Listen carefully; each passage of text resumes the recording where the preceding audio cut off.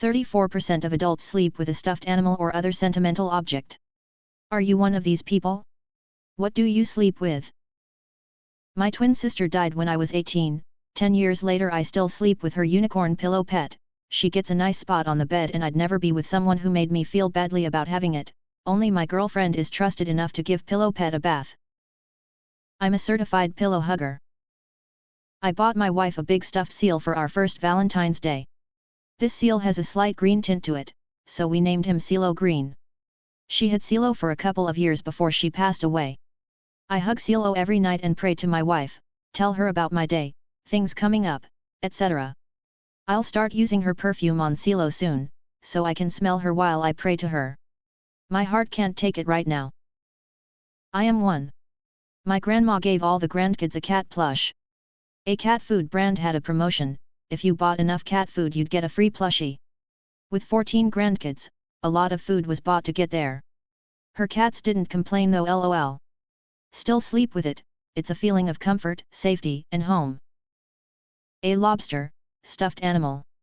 I do not hold him, I just set him beside me and tuck him in. His name is Lobster. I have a big plush axolotl I use as a pillow. Edit, for everyone asking, I found the link to the one I have. Yep. The stuffed rabbit I've had since birth.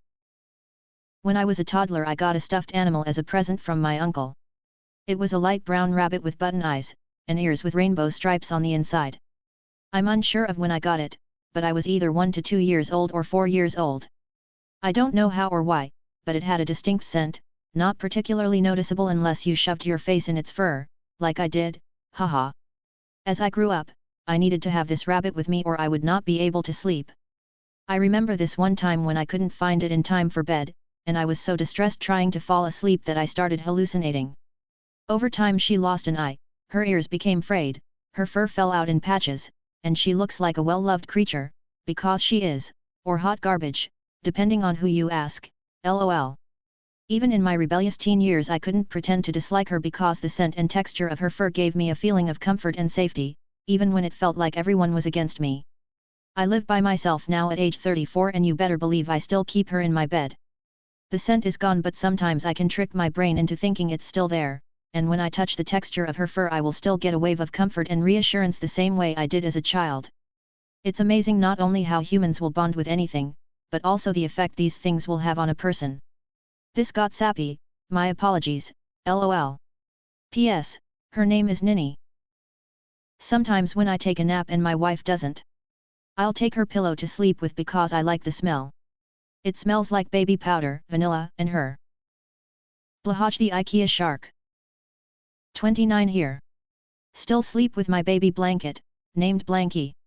Update number 1, I'm loving all of this Blanky support. Since this has gotten so much attention, I wanted to make one more confession. Blanky deteriorated so much after 25 years that I actively sought out a replacement, however, the store had gone out of business, so I had to hunt down the exact brand on eBay. Just can't live without him and am no longer embarrassed about it. Update number 2, after scouring my photo reel, I finally found one of the last pictures of Og before he fell to pieces. The original colors were pink, yellow, and white. I sleep in a big bed with my wife. What is the male equivalent of a woman wearing a sexy mini dress? Reddit has convinced me that the majority of the times I get laid is because I have rolled up sleeves and jacked forearms.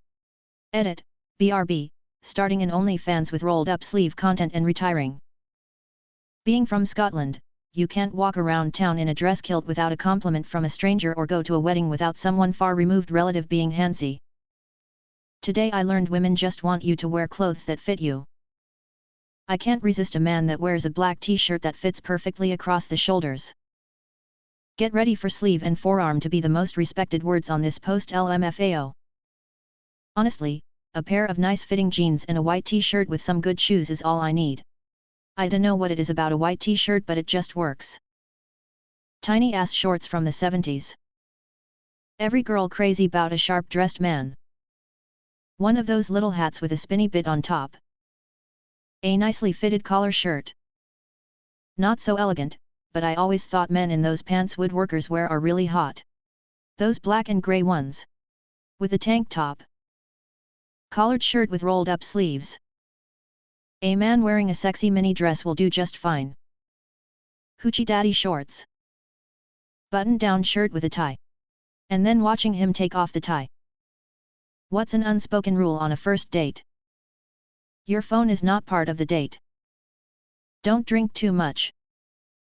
Have a shower beforehand. Don't order any extras plates to eat at home with your mom when the other is paying. Both should know it is a date. Not a rule, but never make the other person carry the conversation. You're both here to make an effort and give each other the respect. If you both want different things, then let it be said after. No need to hurt someone's self-respect for your ego. Don't be on your phone the whole time. And don't talk about your ex. Don't order 3 full meals. Be there with honest intentions and nothing else. Deleted. Don't go to the movies or a fancy dinner on your first date if you don't already know this person. The movies is a place where you sit in silence for 2 hours staring straight ahead. That does not give you any opportunity to get to know the other person. A sit-down dinner can be perfectly fine, but if you know within the first 10 minutes that you have no desire to spend any more time in this person's presence, you're stuck through the rest of the meal. First dates should always be intentionally short with an option to extend. Coffee, froyo, drinks, things that can turn into an hour of talking, or would you like to grab a bite to eat?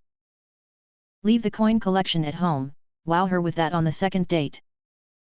Don't excuse yourself to go to the bathroom and then accidentally think about your ex while in there, have to fight back tears, and then come back to the table after way too long, with puffy red eyes. Whoops. Don't unload on your date about your trauma. Gotta keep that shit under wraps until at least date 5. Do be yourself, unless your whole personality teeters on your traumatic history. In that case, self-deprecating humor will suffice until you can successfully abandon all hope and sit in your car for an hour to cry afterward. End number X200B. Also, reveal that you collect Lego. Everybody likes Lego. Did anyone already mention to not talk about exes?